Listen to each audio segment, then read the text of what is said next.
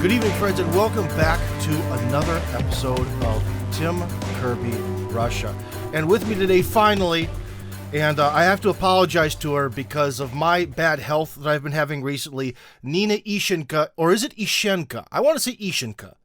Ishchenko, it's right. All right, thank you. Nina Ishchenko has been very patient with me because I've had to cancel this like 2 or 3 times because I have had bronchitis and a ton of stuff to do, and I had to cancel like 2 times, which is very bad. So thank you for your patience.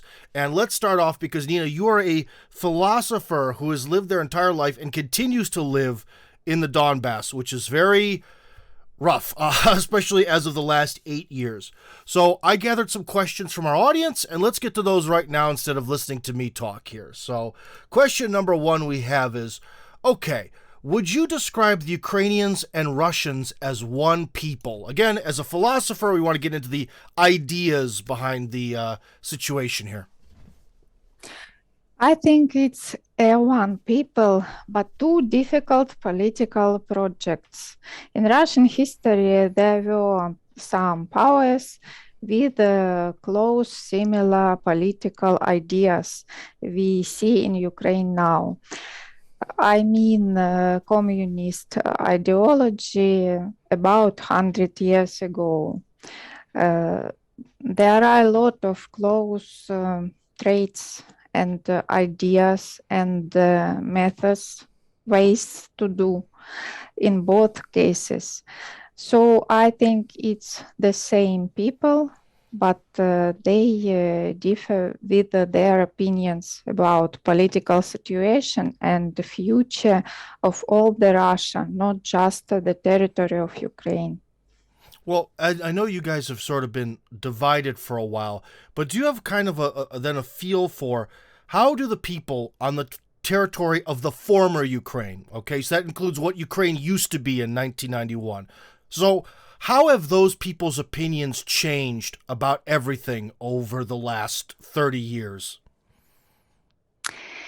It was the classical situation when the active small part of the people change its identity. The most part of Ukraine is Russian people. Russian is the language of the communication. It was in every school, every book, and it was widely used in the country. In 1990s, it was very difficult time. A lot of people was in a difficult situation. They lost their jobs, their everything.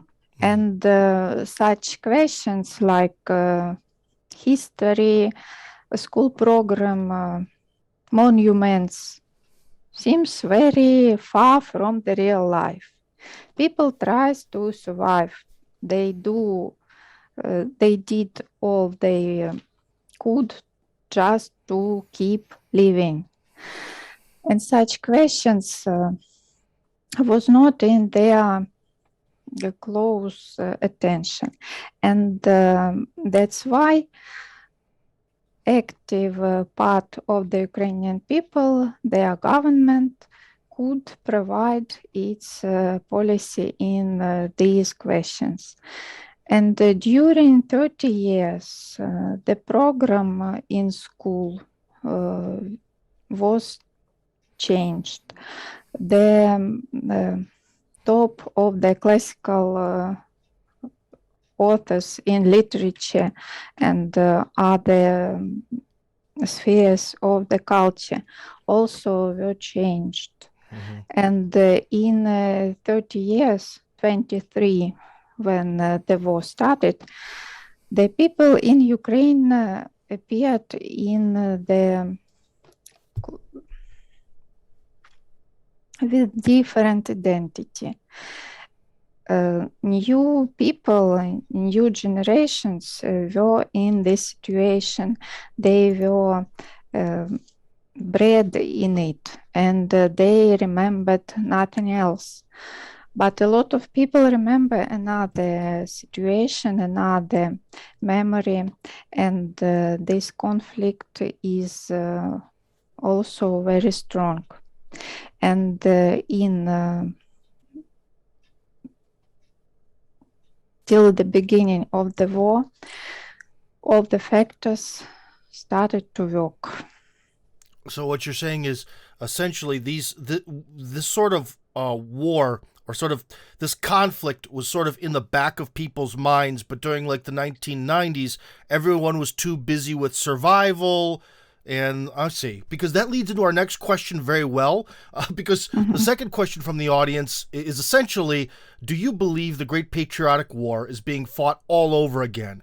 And if so, why is history repeating itself? I think you just kind of answered that, but is Russia doomed to repeat this process every 50 or 70 years? Do you think that this is just something that's going to keep happening over and over and over again?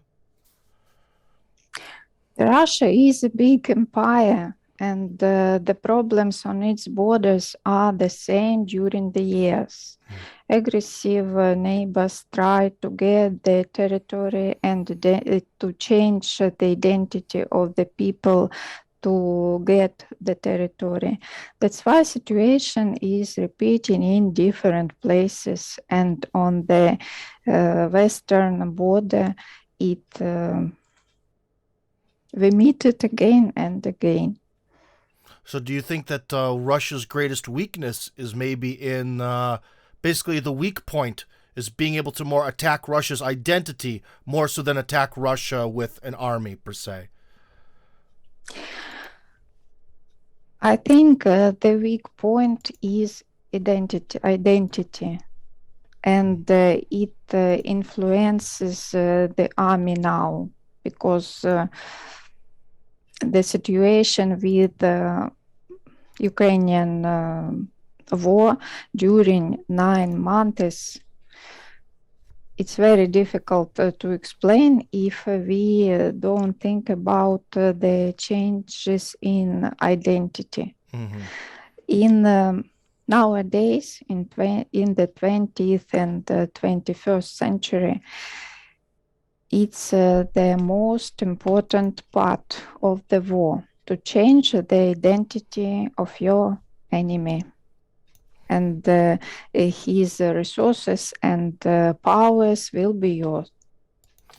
Now, the next question, kind of interesting, is life in wartime Donbass similar to that of World War II, or is something different with what you guys are going through? Obviously, we can see with yourself there's a bit of a difference, because in World War II, there was, in the former Soviet Union, there was no lovely, telecommunications and not much opportunity to talk about the philosophy behind the war. But do you feel there's some sort of great difference, or have you guys had to literally live through exactly the same thing that millions of Russians did during World War II? We didn't live that time, so we cannot say it is the same, but we see a lot of close traits and the same points in two situations. Donbass was occupied by German army during World War II, and here there are a lot of places we used to visit, to know, to remember, and it's our life connected with the situation in World War II. And the memory of the place, it continues to live, and we know the situation is very close. And in the small towns and countries in Luhansk People Republic and Donetsk People Republic, there are a lot of people, they can, I talked to them, and they explain the situation with the same terms. The Ukrainian army people do the same things, do the same crimes, and it's very hard to encounter and survive. So what you're saying is they kind of gave the expression that any contact with the Ukrainian forces is pretty much a death sentence, sort of. Will you repeat? Did you mean to say that the people you talk to or have told their stories to you is contact then with Ukrainian forces in some ways almost like a death sentence, as in could result in your death very easily? Is that what you mean to say? Yes, I Okay. think so.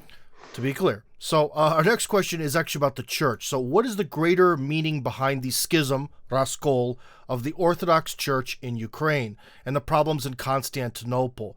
What do current events mean for the future of Orthodoxy?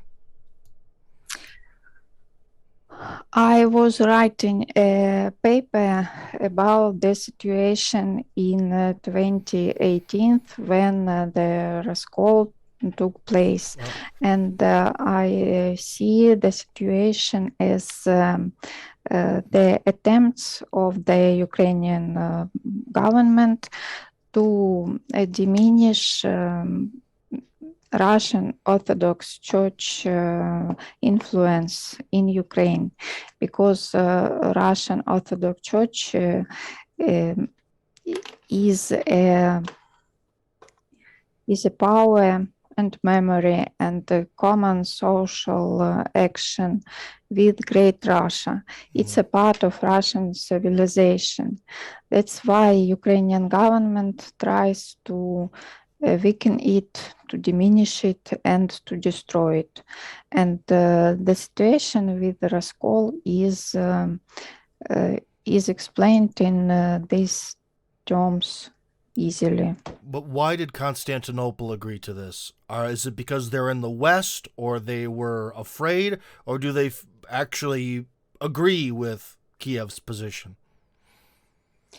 I think it's a political decision, because in church life, I don't think Constantinople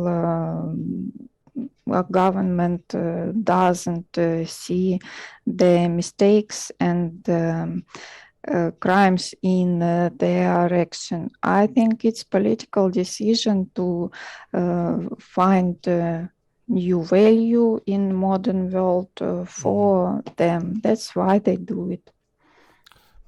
Moving on, we have number 5, an interesting one. What is your interpretation of Kadyrov's words that it was foretold long ago that Muslims and Orthodox Christians are destined to fight side by side against Satan?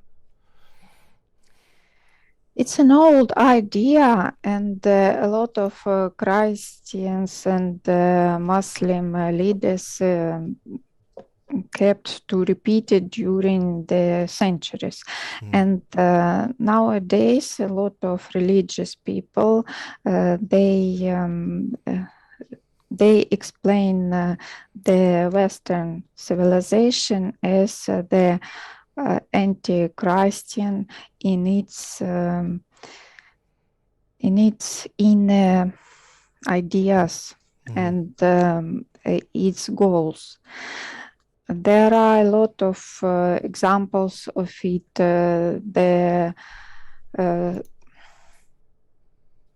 The church schisms in the Western world, so a lot of sects with anti-Christian ideology, and Baphomet Church and such disgusting things, they take place in the Western culture.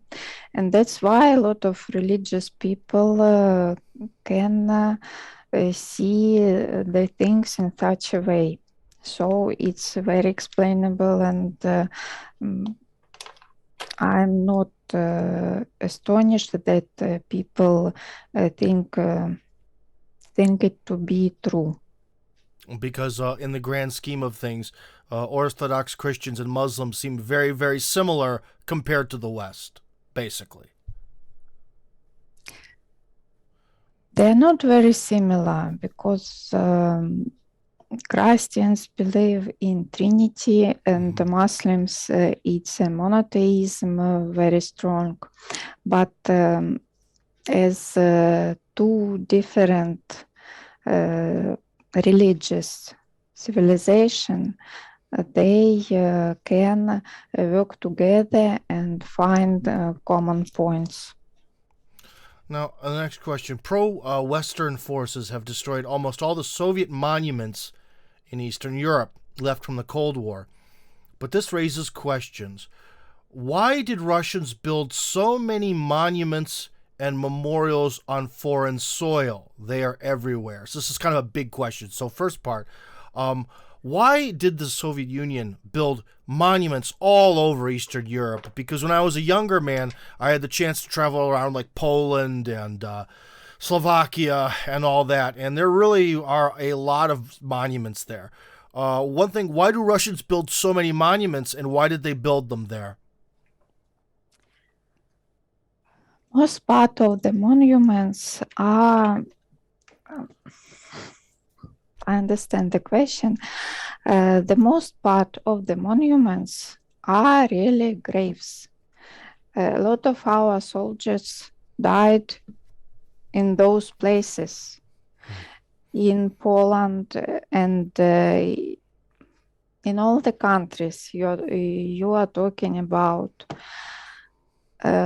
Thousands of our soldiers were perished in the battles with Nazis. It's monuments and graves. And in Russia, every family lost someone during that war. And some families lost some members. It's very big tragedy, and we don't think it must be forgotten.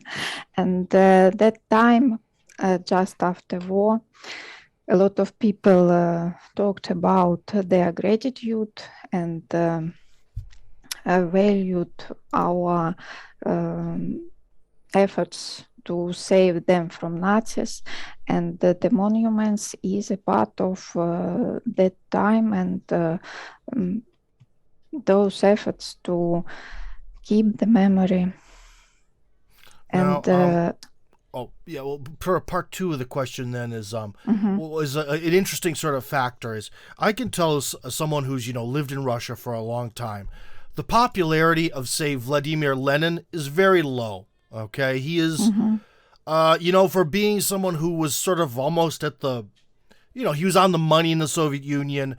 Every child who went through like the pioneers had to learn about Lenin. From being almost like this person at the center of society, he's kind of become a no one. But the big difference is Lenin statues still stay standing. In Moscow, we have Leninsky Prospect, the street, and Leninsky Gary or whatever, the Lenin Hills. They don't change the name. He's still there. But in the rest of the former Soviet Union and Eastern Europe, Lenin has been ripped down everywhere. So could you explain what is the logic behind this when he's actually kind of almost really unpopular in Russia himself? Lenin is a part of our history. We are not afraid of our history. It was just a big period, and it has a lot of its good sides, and a lot of people remember it, and some people try to revive it now, and it's just a part of our social life now, right now.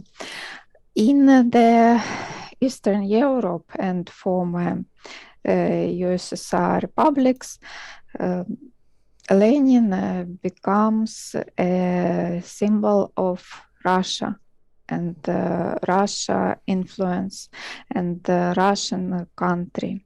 And right now, in new historical situation, those people destroy it as a symbol of big country they hate. It has nothing in common with communist ideas. Communism isn't popular isn't very popular in Russia. Some people like it and remember it, but in the Ukraine and the Eastern European countries, it doesn't matter. They don't think about communist. For them, Lenin is a Russian political leader. That's why they destroy it. In Russia, it's just one of the leaders, and in Russia, the dialogue is still possible. Mm-hmm. All right, and the last part about monuments here, we have what is the meaning behind the Catherine the Great Memorial in Odessa? The Ukrops, to jest Ukropy, have bulldozed many monuments. Why is this one such an issue? Why is it so special? Is it again what you said about just because it's a Russian leader, or is there something particular about Catherine the Great and this monument? It's just a part of the situation for a lot of people in Russia. For people in Donbass, war began in 2013, not in February. We live in it and we know Ukrainian ideas and we know what they do with monuments and Russian culture in total. But some people in Russia and in the world keep thinking that the Ukrainian government and Ukrainian people hate just some political ideas of some Russian leaders, like Lenin or another communist leader. And they cannot believe that Ukrainians hate Russian culture in total, and they try to replace it and destroy it in their country. And that's why the monument is such a big problem, because it's a demonstration that the Ukrainian government wants to destroy the monument of the Russian leader, and it doesn't matter her political ideas, because she wasn't communist and Well, she didn't have time to be. She was too early. Yes, yes. Yeah. That's why for some people it's a astonishment, and they see in it a demonstration of the Ukrainian relation to the Russian culture, not just to some political ideas or some political leaders.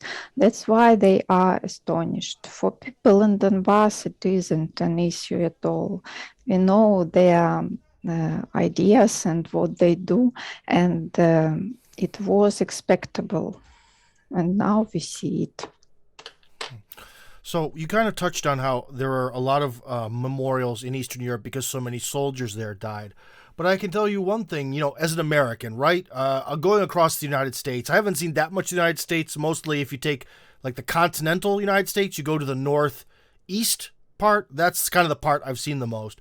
But not a lot of statues, not a lot of memorials, and so why do Russians really like? For example, I was just in Novgorod Veliki, and there's this huge, I don't even know how to describe it, it's almost like a world, like a globe made out of black metal, where it has like the entire history of Russia through these different sculptures of all the leaders, and they're gigantic, right? You never see anything like that in America, but in Russia this is very common. So what is it about Russian culture that loves these monuments of leaders? Russia is an empire. It's a very big territory, and ways of communications are rather good just now. And during last centuries and all the years Russian developed as an empire, its leader was a symbol of all the empire and all the country. The figure of the leader was such a sign for all the people what the country is, what the political life is, and what to do. It was such a I cannot wait a minute.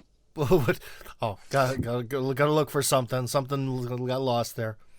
Google knows, or Yandex, I should say. Russia can do a lot of things by its leader, by some people like Western European people can do a lot of things with their democratic institutions, parliament, and so on.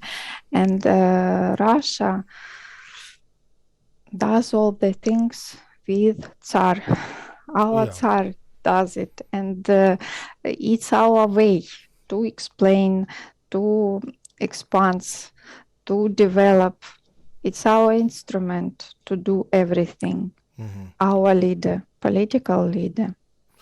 Well, yeah, Russian history seems to be good leader, good times. Bad leader or unclear leader, bad times. But that opens the door to somewhat of a scary question. Many of my viewers are interested about moving to Russia.